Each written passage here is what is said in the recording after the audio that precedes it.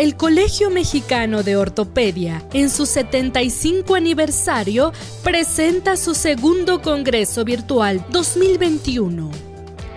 El doctor Luis Rafael Ramos Pascua cursó la licenciatura en Medicina y Cirugía por la Universidad de Salamanca, 1980-1986, donde obtuvo el Premio Extraordinario de Licenciatura.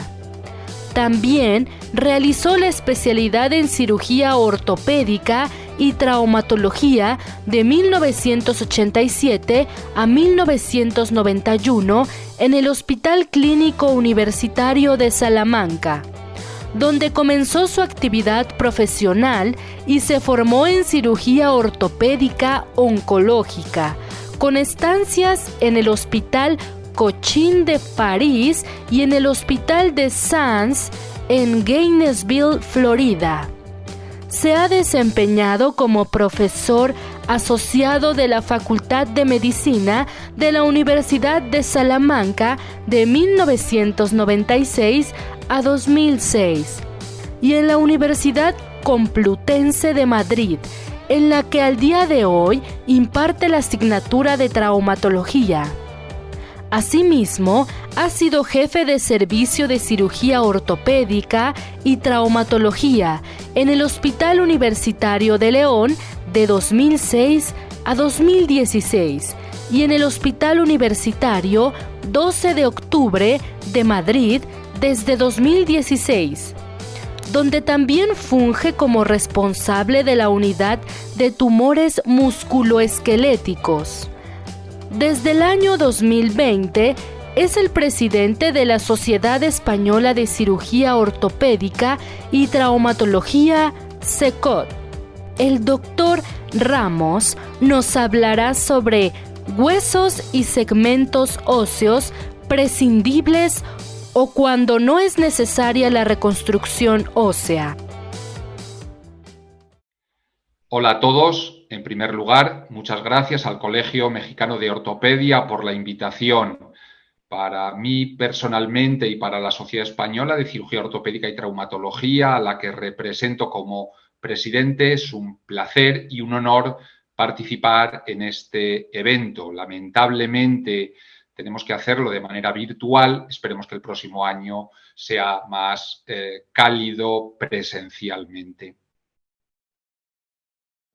Voy a comenzar refiriéndome al significado del término prescindible según la Real Academia Española de la Lengua, y se refiere a una persona o cosa de la que se puede prescindir, que no es necesaria. En inglés, el término prescindible se traduce por spendable, y si utilizamos este término, spendable bone, en una búsqueda en PubMed nos encontramos con 38 entradas y solo una hace referencia explícita al tema que nos ocupa e interesa, y sorprendentemente se remonta esta referencia a hace 66 años y fue la continuación a otro artículo de 1947 que llevaba por título Partes sobrantes del esqueleto.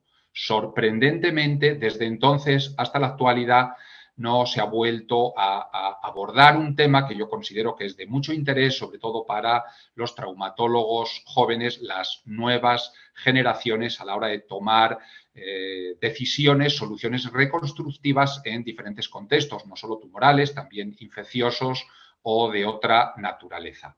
Y vamos a hacer un repaso de estos huesos y segmentos óseos prescindibles siguiendo un orden de proximal a distal, el orden que vemos en la imagen. Comenzamos por la clavícula, un hueso, no vamos a entrar en su embriología, del que se puede prescindir, tanto de sus extremos, del extremo medial, por ejemplo, en estos dos casos, de artrosis esternoclavicular, rebelde al tratamiento conservador, obviamente sintomática, en los que hicimos una resección del extremo medial de la clavícula sin reconstrucción ósea. También es prescindible el extremo lateral, este es un ejemplo, un quiste óseo aneurismático del extremo externo, de la clavícula, en el que hicimos una resección que no se siguió tampoco de reconstrucción ósea, sí de reparación de partes blandas para estabilizar la clavícula restante, estabilización coracoclavicular, con este resultado estético y este resultado radiográfico, con un resultado igualmente bueno, funcional, inmediato, como se observa en el vídeo. Resultados cosmético, radiográfico y funcional que se mantienen en el tiempo. Hay, sin embargo, autores que consideran esencial a la clavícula e importante es esencial para la estabilidad del hombro, argumentando que si se reseca origina dolor, debilidad e inestabilidad o irritación del plexo braquial, de tal forma que justificaría la reconstrucción de la clavícula con injertos, con cemento o con prótesis. En nuestra opinión es exagerado tanto cualquier tipo de gesto reconstructivo sobre la clavícula. Ponemos como ejemplo 5 cleidectomías completas que realizamos en otros tantos pacientes con tumores óseos de esta localización, en los que no se hizo en ningún caso reconstrucción ósea, con muy buen resultado estético, como se observa en la imagen, y lo que es más importante, muy buen resultado funcional. No es necesario, en definitiva, reconstruir la clavícula ni parcial ni totalmente, y esto es de interés tanto en contextos tumorales infecciosos, degenerativos, etc. De la escápula podríamos decir algo parecido. El hueso se puede realmente reconstruir con un homoinjerto o con una prótesis, y existen muchos modelos protésicos para reconstruir la escápula. También nos parece innecesario hacerlo. Y hemos revisado recientemente 8 escapulectomías por sarcomas sin reconstrucción ósea, obviamente con la reconstrucción obligada de partes blandas para mantener la estabilidad del extremo proximal del húmero, con buen resultado de entrada, que es lo que se pretende tanto del codo como de la mano, que es la función principal de la cirugía en estos pacientes, aparte de una relativa movilidad del hombro que se obtiene después de la resección sin reconstrucción ósea. Cuando se reconstruye con una prótesis, por ejemplo, bien, ciertamente podríamos conseguir una mayor movilidad escápulo-humeral, pero a expensas de mucha más morbilidad y del riesgo de las complicaciones que podrían resultar de esa reconstrucción que, insisto, nos parece innecesaria. En cuanto al cúbito distal, se puede reconstruir con cemento, con injerto, con prótesis. En nuestra opinión, no es necesario ni una cosa ni otra, ni la tercera. Y lo ilustramos con este tumor de células gigantes, y podíamos haberlo hecho con otros casos. La resección no es necesario continuar la de la reconstrucción ósea, aunque sí de la reparación de la estabilidad del remanente cubital con tendones vecinos con ese fin. Reconstrucción ósea no necesaria, sí reconstrucción de partes blandas. Este sería el resultado radiográfico, el resultado funcional también excelente en términos, insisto, funcionales. Y este mismo método, filosofía, aplicamos recientemente a este paciente con un sarcoma de Ewing del extremo distal de la diáfisis distal del cúbito, aunque aquí no hicimos una resección terminal, sino una resección intercalar, porque conservamos la epífisis distal del cúbito, modificando, haciendo una especie de intervención de Sobek-Kapanji de cualquier forma, sin reconstruir el hueso, aunque sí reconstruyendo, actuando sobre las partes blandas vecinas, sobre estructuras tendinosas, con el fin, como decíamos antes, de la estabilidad del remanente cubital proximal. Bien, y esto en cuanto al esqueleto apendicular del miembro superior. Podríamos detenernos también en la cabeza del radio, en el semilunar, en el escafoides, también huesos prescindibles. Vamos a pasar directamente a la pelvis y al miembro inferior. En la pelvis tenemos que recordar las áreas de Enneking 1, 2, 3 y 4. El área 1 se puede reconstruir o no, el ilion. El área 2, en principio, siempre habría que reconstruirla, aunque también es posible la pseudoartrosis intencionada. Y el área 3, las ramas ilio e isquiopubianas, no es necesario reconstruirla. Decía, el ilion puede no reconstruirse o sí, en este caso, a la derecha lo hicimos en un condrosarcoma secundario a la degeneración de un osteocondroma. La rótula, bien sabido es un hueso prescindible, claramente. Se puede reconstruir, ciertamente, y hay publicaciones que yo bien las tildaría de anecdóticas de reconstrucción del aparato extensor de la rótula. Es posible, pero yo creo que se somete al paciente a riesgos innecesarios, sobre todo teniendo en cuenta que tanto la patelectomía parcial como una patelectomía total deparan buenos resultados. Patelectomía total, por ejemplo, depara resultados satisfactorios en más del 80% de las ocasiones en el contexto de una artroplastia total de rodilla complicada.